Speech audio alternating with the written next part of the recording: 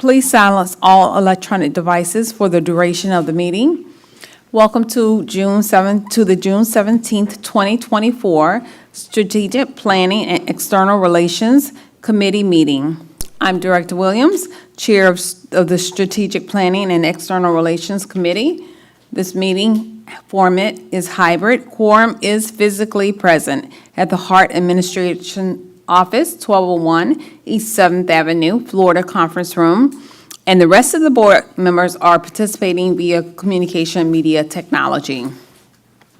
Hello, everyone out there. All right, let's move on to the Pledge of Allegiance. Please look at the screens of your devices. An image of the flag is displayed. Please join me in the Pledge of Allegiance. I pledge allegiance to the flag of the United States of America and to the republic for which it stands, one nation, under God, indivisible, with liberty and justice for all. Thank you. The next agenda item is public comment. Is there anyone present to provide public comment? No, there's no one present. Okay. Do we have anyone online for public comment? No, ma'am. Okay, thank you. We'll move on to our next agenda item, and that is committee action item with presentations. Minutes. Let me go back one, please. Approval of meeting minutes. In the packet is the minutes from March 18th, 2024, Joint Strategic Planning and External Relations and Revenue Alternatives Ad Hoc Committee meeting. Is there a motion to approve the minutes? Move to approve. Second. Thank you. We have a motion by Sisler and a second by King. Okay, thanks. All in favor, say aye. Opposed? Aye. Thank you. Opposed? The motion has passed. Staff will record the vote. Thank you.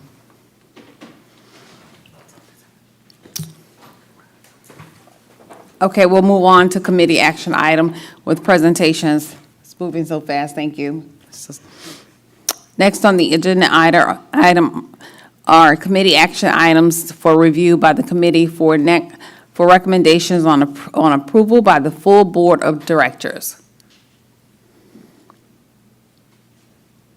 Each committee action item has a presentation that will be given before the committee actually considers the item. So this item is 4A. It is to recommend to the HART Board of Directors to authorize the Chief Executive Officer to execute a task order to WSP USA, Inc. to complete a comprehensive operations analysis, COA, for a not-to-exceed amount of $588,800. And Mr. Justin Willis is going to go over this request so that we have a better understanding before sending it up to the Board of Directors. Justin, you have the floor. Thank you. Thank you very much, Chair, Committee, and HART staff that's here. Justin Willits, Director of Planning and Scheduling for the record. And I'm going to introduce the Comprehensive Operations Analysis, commonly referred to as a COA.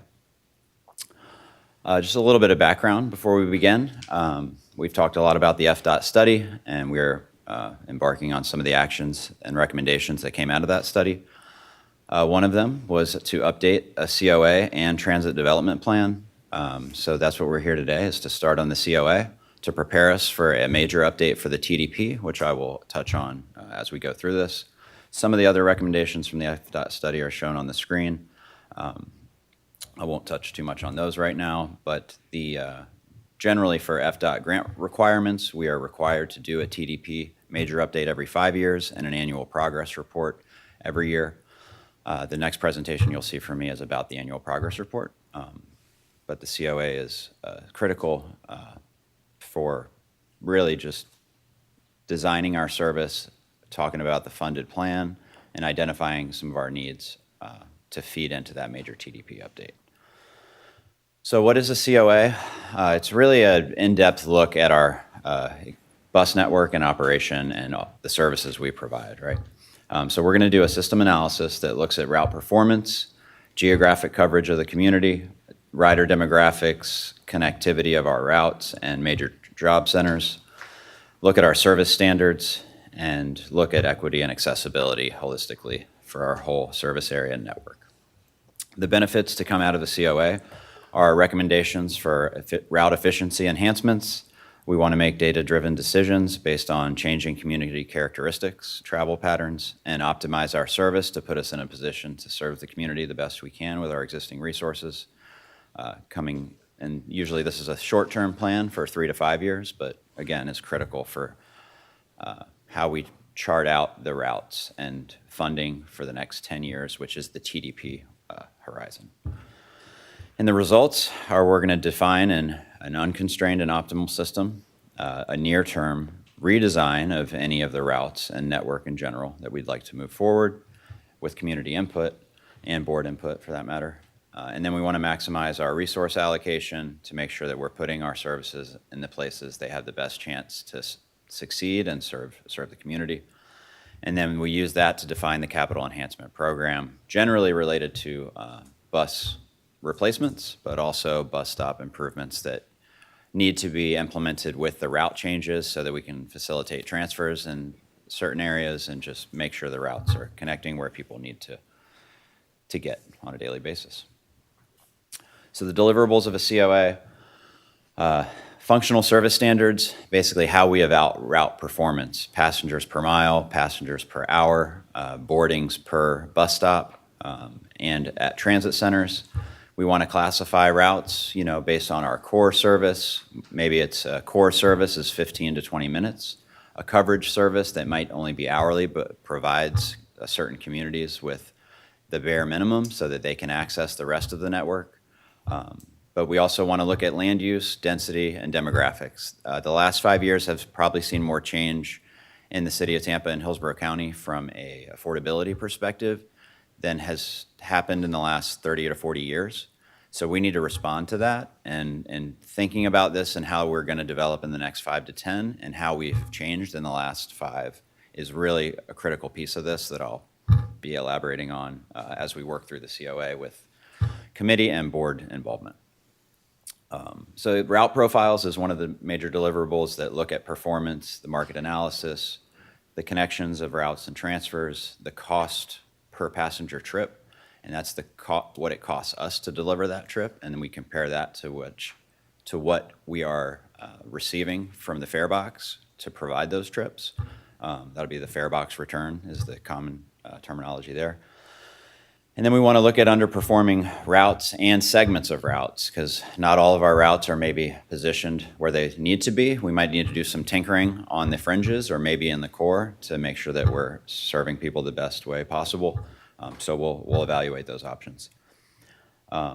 We also want to look at the frequency of each route, the span of service, which is the time of day it runs, and then where the routing is and the interlining, which is one route when it feeds into another. And of course, we always have to do our Title VI analysis to make sure that we are not negatively impacting certain parts of the community, more or less, and if we are, what our strategies to mitigate those impacts would be as part of this proposal. And we want to define some alternatives to fixed route. We've heard a lot about this over the last year or so. Looking at mobility on demand in lower density areas of the city and county that might be more ripe for a new type of service or an enhanced type of flex route, perhaps. And then identify candidates for those micro-transit zones, is kind of the buzzword. And then commingling our ADA paratransit service with this mobility on demand to give people a variety of options based on what the data tells us is the best solution for that specific area. And then finally, we get into service scenarios, which look at reallocating existing service hours to maximize performance, reevaluating express bus service and park and rides, defining alternatives to those fixed routes, determining where the latent demand is. We know that there is an appetite for more service by the people who are already riding This is why we're trying to get back to those pre-COVID service levels. So we know that there is more demand out there. More people would ride if some of those routes were more frequent and more usable. So we're trying to reprioritize what routes we want to put frequency back on as the next chance we get. So that's part of what this is going to do, is help us reshuffle that prioritization after we know what the service is going to look like, and we'll work through that process with the committee and the board. The service scenarios are going to define the fixed route network, right? The optimal is going to probably show that we don't have enough money to run the optimal service that this community needs, right? That's part of what the FDOT study said. Compared to our peers, we're severely underfunded. So we want to look at that. Part of the TDP requirement is to have an unfunded plan. So if you were to get more funding, where would that service go? The COA sets the table for defining what that is. So we will have an optimal fixed route network out of the COA.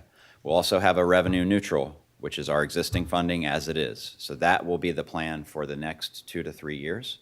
This is what the service is going to be. This is how we're going to change it at our existing funding level. And then a return of service scenario would be not just pre-COVID, but potentially a pre-mission max. What would it take to get back to those revenue hours? How many vehicles? How many staff? Where would the service go? And then again, we'll define mobility on demand, where those zones are, where we think and know we can afford to put a few of those zones out there, and then some of those zones that currently could not be funded based on our existing service levels. And we'll work out what that mix is. You know, what percent are we saying should be fixed route in a revenue neutral scenario? What percentage should be on demand? And that's kind of the high level without getting into the weeds here early on before the project starts. We'll do that later. There will be public engagement.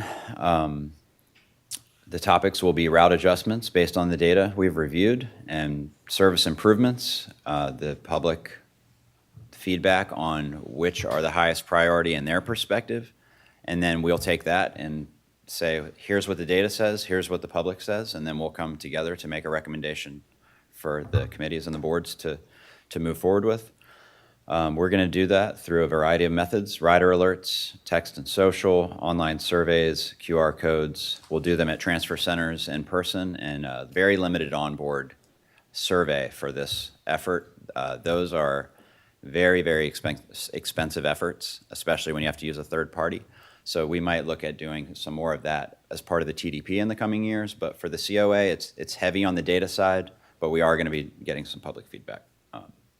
And then there will be a public hearing prior to any service change implementation, particularly those that have a Title VI impact, and more than 25% of the route is impacted.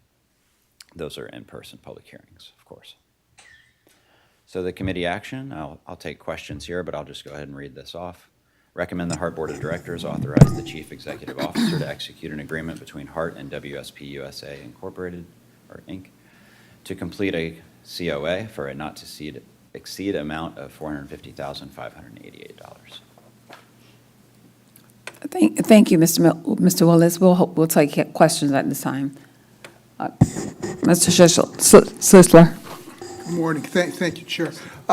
Good presentation, Justin. How long do they think it'll take to complete the study? We're shooting for 12 to 14, but per the contract, we've given 18 months just to give us some wiggle room. But the goal is 14, I would say. Now, will there be a comparison to when was the last time we had a COA done? So we did a full COA in 2017 and 2018, but we did a kind of a smaller COA in 2020, 2021. But we really kind of actively do these things as we evaluate different routes and such. It's just a full effort like this is generally done it depends on who you ask how often it should be done, but 5 to 7 years is a pretty good span for how often it should be done. So if the last one was done pre-mission max changes, then it's not fair to do any kind of comparisons between the two to see pinpoint change, or I don't even know if it'd be a worthwhile exercise to see what's changed, or will that be automatically part of the new COA? updating from the last one? It'll be somewhat baked in, because we do want to reevaluate a few of those routes that are on our list of first priority to bring back. The issue is we have had those as our first priority for many years, so we're going to reevaluate those to make sure that they still make sense for us to consider bringing back.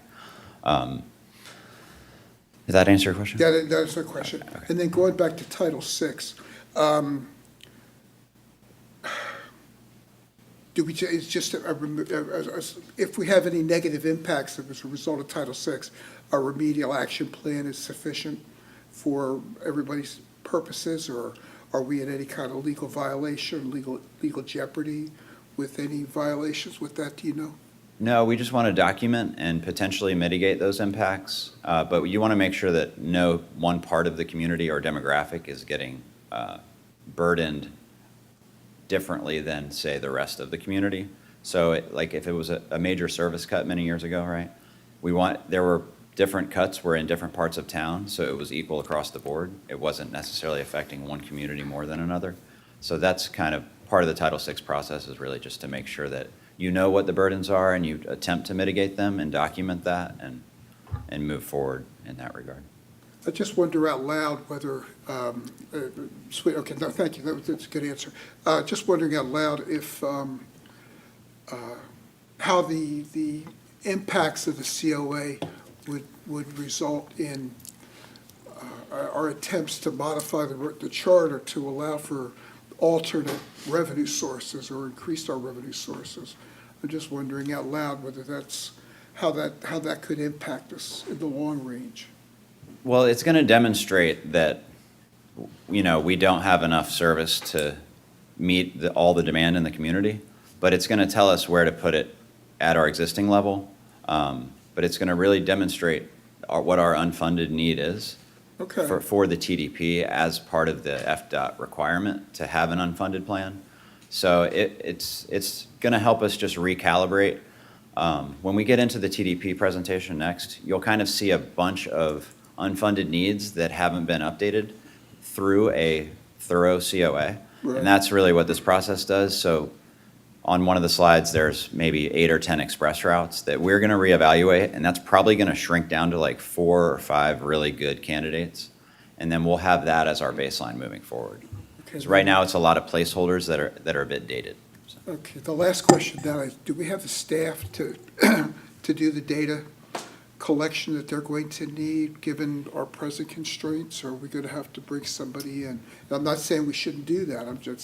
That's not a negative question. I mean, just so we're planned, so we're staffed adequately, so that Ms. Kirk can still get done everything she needs to get done. This is going to be a data hog, I think. Yeah, on the one of our planners is pretty much 50% of his time is going to be getting the data ready for this project in the next 6 to 8 weeks. So he's been served notice, if you will. Director Thank you, King, Justin, good presentation. Director King, your notice. Do you have a question, Mr. King? Okay, Director Hartfield. Thank you, Madam Chair. Justin, great presentation. Two-part question. The first is, we're looking at a $500,000 investment with this potential partner. What was the process to get us to this number, and have we properly sent this out for RFP? Just making sure from a fiduciary standpoint that we've dotted the i's. So this is under the CCNA threshold for putting it on the street. So we use an existing contract mechanism to issue a task order. Okay. The previous COA in 2017, 2018 came in at about $250,000. Okay. So even if you just inflate that from those dollars, we're right on track with what that process was and what that cost was. Okay. The elements of this are a little bit different based on what we wanted to see come out of this. It's a little more heavy on the on-demand service evaluation, but we're comfortable with the scope items and the fee proposed, and we're happy with what we're moving forward with. Okay. Second Thank you. part of the question is, with the COA and maybe with the following presentation regarding the TDP, I haven't heard us include the potential bright line connectivity. and what conversations have been had so far, and maybe our CEO should address that, or where we are with that. But I would think, given a 10-year timeline in our communications with FDOT, that maybe at some point that there should be some type of conversation, planning, and analysis being done. Sure. So there actually is a few scope items specifically related to that. One of the reasons Marion Transit Center is where it is because the original high-speed rail station was supposed to be on that end of downtown. The parking lot right next door is still FDOT property. The new alignment for Brightline, since it's not a state operation, is tentatively in Ybor, I think just a few blocks north of us. But what we are looking at for the bus network is kind of dispersing some of the transfer activity we have at Marion to allow for better transfers just on the outskirts of downtown. One of those locations is Ybor City. So what we want to contemplate in the COA for enhanced transfer and connectivity in Ybor City is consistent with Brightline landing here in coming years. They don't do a ton of coordination at this point because they're really just looking for funding. I think they've got a placeholder for where they want their station to land. But we are approaching this as these improvements make sense whether or not Brightline ever comes. But it puts us in a really good position should they land where they've tentatively said they're going to. But it is actually baked into the, I'm drawing a blank on the specific language, but it's looking at transit centers and connectivity in and around downtown. Smaller footprints with really good connectivity and an interface to the streetcar station that's right outside here. So this transit center is kind of a placeholder within a few blocks of where we're sitting right now. Director King, you're recognized. Yeah, just one quick question. Thank you for your presentation, by the way. Were multiple vendors considered for this project? We reviewed the three we had access to Okay. under that contract mechanism. So it's not a sole source contract? That definition is for Kathy shaking her head no. Okay. All right, thank you. Thanks. Thank you. Thank you, Mr. Willis. I have a question. You gave information on what we needed to do. I was just curious as to if we're using technology or some type of software to get to our ask, and then what type of technology software are we utilizing to derive at what the next steps are? We'll be using a variety of our existing technology for runtime data and ridership, a variety of different ones. One of the elements included in the scope is cell phone data to look at travel patterns, and that will be very specific to how things have changed since pre-COVID for both riders and the traveling public in general by car. So that's one of the big inputs to this process is how those patterns have changed, and specifically related to some of the express bus network that we have. The demand isn't there on a daily basis like it used to be with telecommuting, so we want to make sure that if we're putting out a service Monday through Friday, the demand is there Monday through Friday, not just Tuesday, Wednesday, and Thursday. So I'd say that's the biggest data upgrade through this process, and we'll kind of look at that and compare to the 2020 data that we had regarding cell phone data. But I Okay. think that's When you mentioned that you had a person that was going to, it was going to take 50% of their time, I would encourage us as we look at the ask for more dollars and, go to the board of directors and we continue to say, okay, we need more dollars and for HART as a whole. I would like for us to just maximize our technology and software and look at data from that perspective, because we got to squeeze our efficiencies out of what we can get from that standpoint and not manually look at things that we're doing that take resources. So as much as we can utilize technology, I'm going to be asking those questions and making sure we have that we're utilizing those things that are going to tell us specifically what needs to be done, and then make decisions based on that. Of course, we have other avenues that we could correlate that information, but I'm hopeful that we're doing those things up front in order for us to make our decisions and come up with options and, making sure we maximize those resources as we move forward. Okay, understood. Thank you. Thank you. Any other questions? Thank you for your presentation. We appreciate you, Mr. Willis. Thank you. Okay, we will move on. Let's see, is there an ask here? Let's see, yes, it is.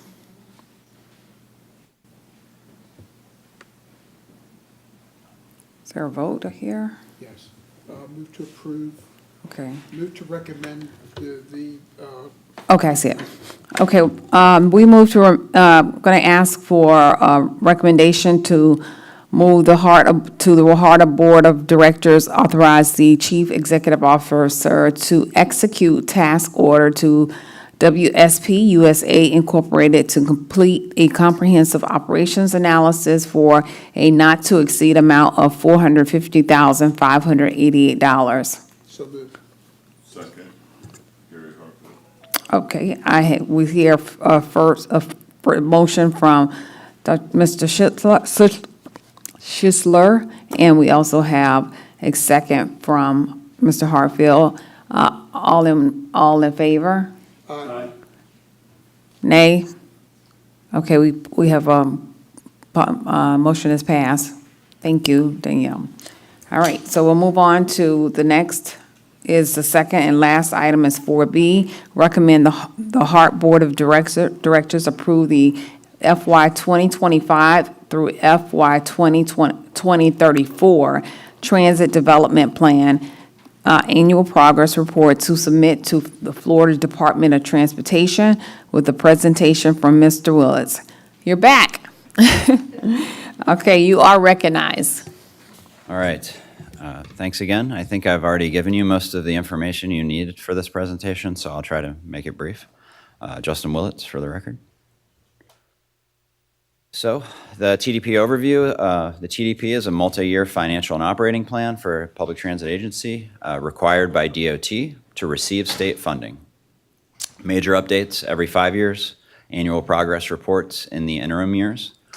The 2022 major update was actually delayed a year, approved by DOT to be delayed. And we've been doing annual progress reports since then. What the COA is going to do is help us feed into that major update that you see down there in 26. So we will button our service plan all up and then prepare it and revise the full major update for that 26 submittal. So that's how it all kind of feeds in. The progress report is a pretty straightforward, fairly simple exercise for us that we do in-house most of the time. We just document past year accomplishments. We want to analyze any discrepancies between the plan and its implementation for the past year and steps taken to attain the original goals and objectives. Document any revisions to the implementation program for the coming year. Revise the implementation for the 10th year, which would be the new year of the document, and then add any new recommendations. Revise the financial plan. This aligns pretty well with our budgeting process. Usually we ask DOT for a 1-month extension to wrap up our budget process completely. So the next time you see this at the board, we will have the most recent data that the board has seen for the budget process, put that in the TDP, and they're moving forward together. And then, of course, we revise our list of projects or services needed. That's the needed plan, or the funding, unfunded needs, as I referenced in the prior presentation. So the funded needs are for service improvements are primarily maintaining existing service. A few frequency improvements are funded in the tentative budget for next year, at the end of next year.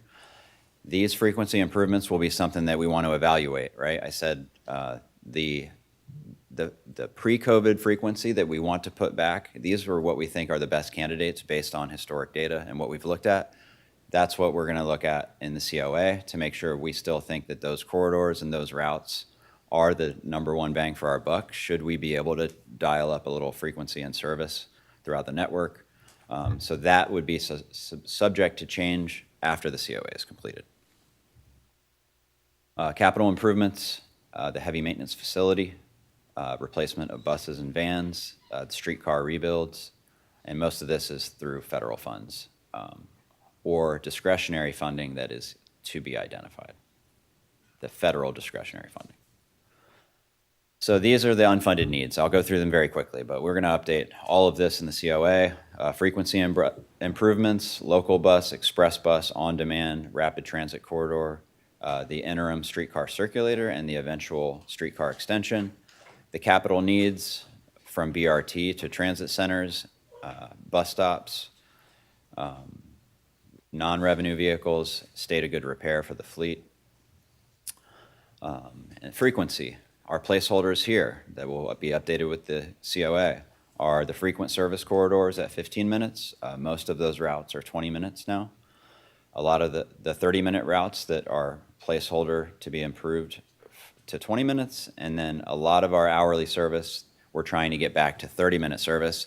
And that's the real difference between what we have on the street today and what we had pre-COVID is that 30-minute local service line there. All of those routes were at 30 minutes before COVID, and now that's what we're really struggling to get back to. So that's something in the COA. We'll reprioritize which one of those are our number one target to get back to 30 minutes to really make a difference in people's lives that are using that service. This is another big one we want to update is the premium service corridors. These have not been touched in a significant way in many years, so we want to update those, probably shorten this list to really hone in on our key priorities for moving rapid transit forward, whether it be rubber tire or steel wheel. Express services, I mentioned in a prior presentation. We're going to update these and probably shrink this list to a few key priorities. And then local services, several of these are routes that were cut during the Mission Max effort many years ago, but have been on our priority list to bring back service should funding become available. So that will be a very interesting exercise. The public will be very interested in which of those routes, if any, are prioritized in the near term. And then the on-demand transit, looking at areas in South County, West Shore, downtown, the Innovation District and University area, Palmetto Beach, Orient Park, and beyond. So our next steps are move through committee. We will update the financial plan, as I mentioned before, accomplishments and priorities, and then update the service and capital needs, and then get ready for the COA and for the major update that will be coming. Probably begin sometime next year for the following year. So the action item, recommend the HART Board of Directors approve the FY 25 to 34 Transit Development Plan Annual Progress Report to submit to the Florida Department of Transportation. I'll take any questions. Thanks. Director Hartfield, you would recognize. Thank you, Madam Chair. Justin, how do historically we use the COA and the TDP in our efforts in Tallahassee and Washington, D.C. To help address some of the shortfalls that we have as it relates to funding? We have both a quantitative and a qualitative deep analysis being completed, and it obviously is demonstrating the need. Are we using the COA and the TDP to make the case about the fact that we're hurting?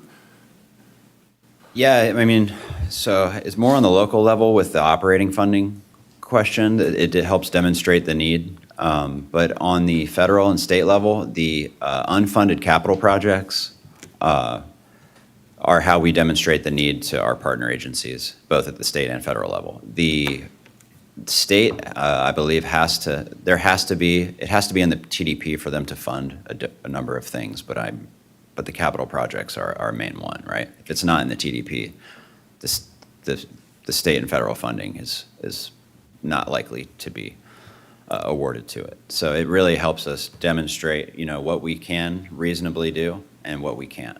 And in our case, what we can't is far greater list than what we can do. But that's the main way. It documents it and makes sure that we're in position for state or federal money to be handed down. And then once it becomes closer to reality, it feeds into the TPO process and the tip priority list. That's basically how it all kind of comes together.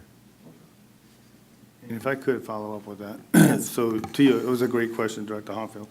And I could say that the dynamic, I haven't specifically used any data driven from a COA or a TDP, specifically because COVID kind of changed that dynamic and set us back a little way. So I've had those conversations in Washington, in Tallahassee, where we are, where we need to be, and then with this FDOT study, showing that we have already had that in play for the COA and the TDP is going to help me in the future bring that tangible material to Tallahassee and Washington. So I'm looking forward to that, Director, our CEO Drainville, and of course, any way I can help, let me know.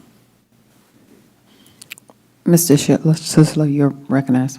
Yes, thank you, Madam Chair. Got a quick question. Can you go back to the slides, particularly the unfunded, these, for example. Could you add, possibly for the board presentation, could you add another column that could say either, I don't know, PC or PMM, so that we get a better, so that everybody can just look at it and not have to analyze whether it just takes us back to pre-COVID or to pre-Mission Max? Oh, Would sure. that be possible? Because something, I think it'd just be a little visually easier to see what we need to do in order to get back to those two levels. Because a lot of the board members, a lot of the current board members weren't here pre-Mission Max. In fact, I don't think any of us were. So, or if it was just at the beginning of our tenures. So they don't know what pre-Mission Max was like. Sure. And only some of us know what pre-COVID was like. So I think that would be helpful to everybody, at least as a visual education step. Do that? I think you also want to add, you mentioned you were going to try to pull some of those out in service and put them into service.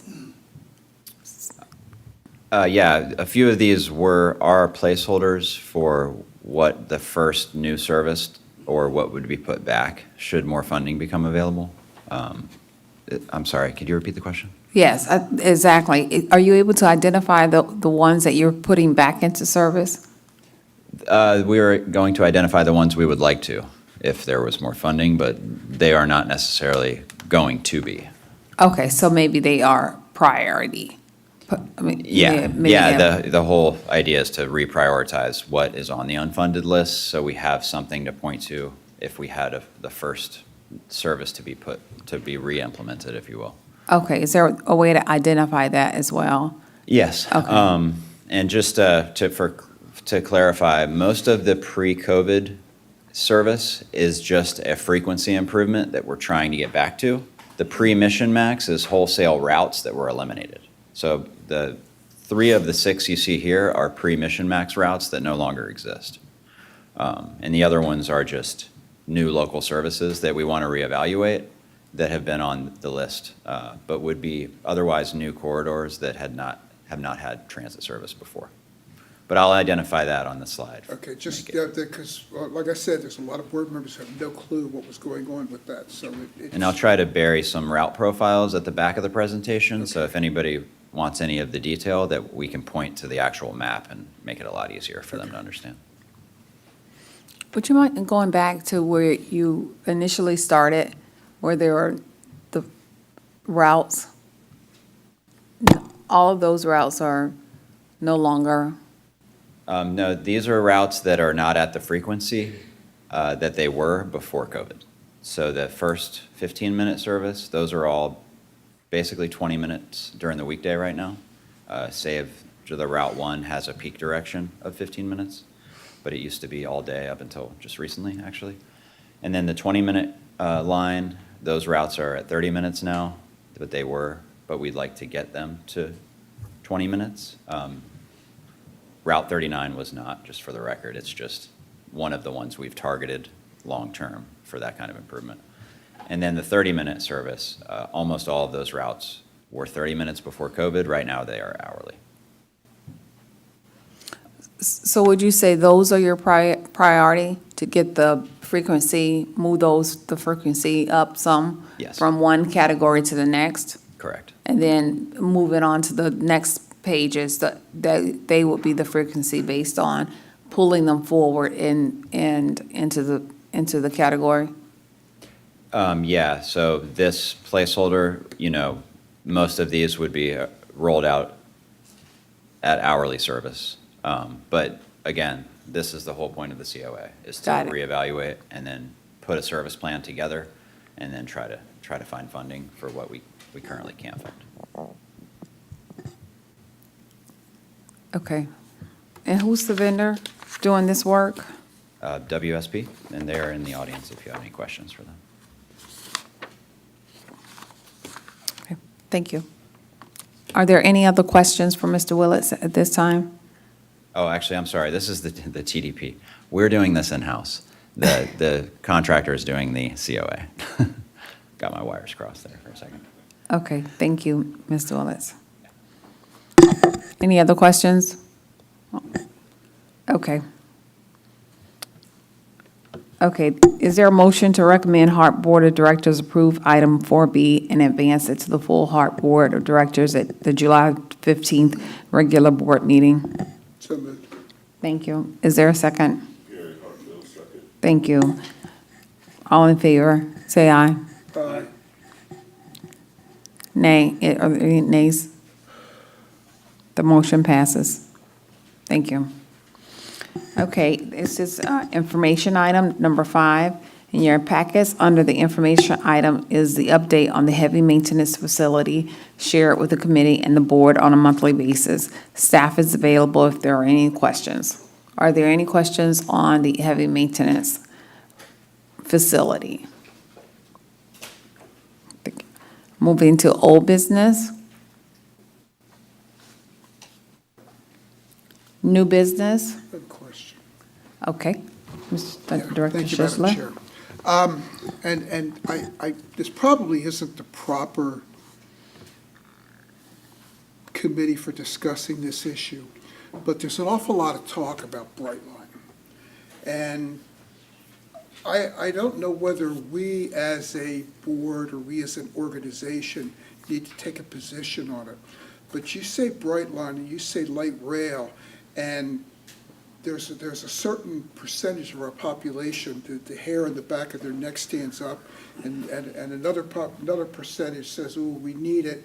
But is that when I say our, I'm talking HART's realm? I mean, Brightline is going to be Brightline, is going to be Brightline.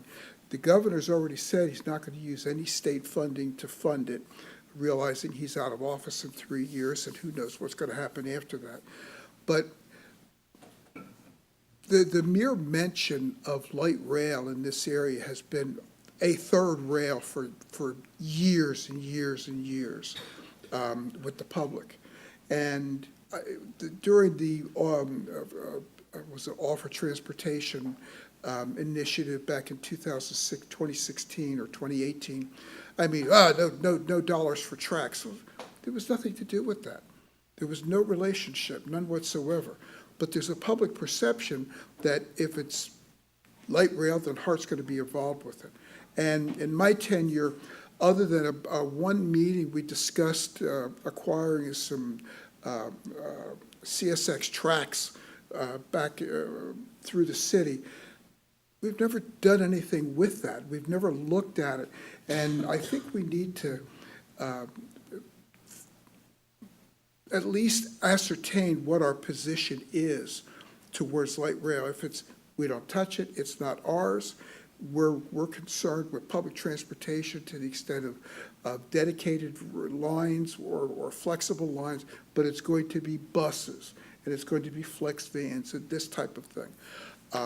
Maybe that's not a discussion that we want to have, but I think it's something that we need to think about in the back of our minds, because we're going to have to go to the public for funding someday. I know, and I hate to keep beating a dead horse, but this is inevitable. We need to do this. And we need to make sure that from the get-go, we are either all in with it or divorced from it. The concept of light rail being part of HART. And I don't see how we can do anything other than that. So that's just I'm not asking for everybody to do anything at this point, just something for us to think about. Do we want to be involved with it? Do we need to be involved with it? If we do, then we do. If we don't, then maybe we don't need to, it is what it is. I don't know, does the Bright Line, or does the Orange County Transit Authority, are they involved with Bright Line other than the fact that it's, their lines may crisscross? I don't know. But I think it's a discussion that we need to at least entertain and be prepared to discuss in the future, because we know that that there's certain outlets that love to take a word said here and just blow it way out of proportion, and now because, well, Heart's involved with Brightline. And so I don't know, it's just something that I want to offer to our committee, to this committee, so that the administration at least can be thinking about how to recommend to the board, so that the board can, if necessary, take a position on it. And I'll leave it at that. Thank you. Yeah, so, Mr., you got, Yeah, if I can okay. follow up. So just in regards to Brightline, I can say that the early conversations I have had with the city and FDOT is just to make sure HART is at the table, and we're definitely in the conversation. I haven't really had any specific deep conversations about what HART's role is going to be. Definitely be connectivity on how HART can work together, but definitely my objective is to make sure HART has a voice at that table, so.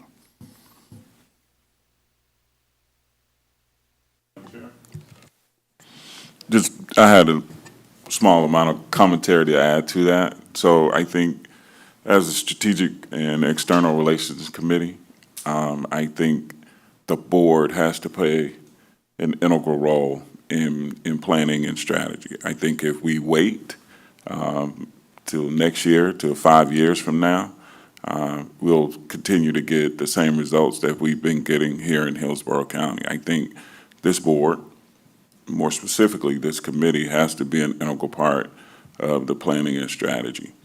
There's a tremendous amount of development going on, especially here in Hillsborough, and I think we need to be proactive as opposed to reactive. Thank you. I was going to ask that we get, staff would bring us an update of what is going on, and just give, so we're all on the same page and be aligned to at least the initial findings of the Bright Line, and so we have at least understanding what's happening at this point. And I think this is the committee that would have it be appropriate to do so. Would you be open to that, Mr. Drinville? Yeah, once we get any new Thank news, you. we can bring it back to this committee. Thank you. Madam Chair? Yes, Mr. I also Director have King. a comment for the record. I have to say I concur with both my colleagues, Mr. Schisler and Mr. Hartfield, entirely in that we need to be proactive and a part of this process so that we shape it in a way that serves the greater interests of Hillsborough County. I think the problem in the past has always been, how much is it going to cost? Who's going to pay for it, and who's being served by it? And I don't think that was always clear to the public. Anyway, that's the extent of my comment. Thank you. Thank you.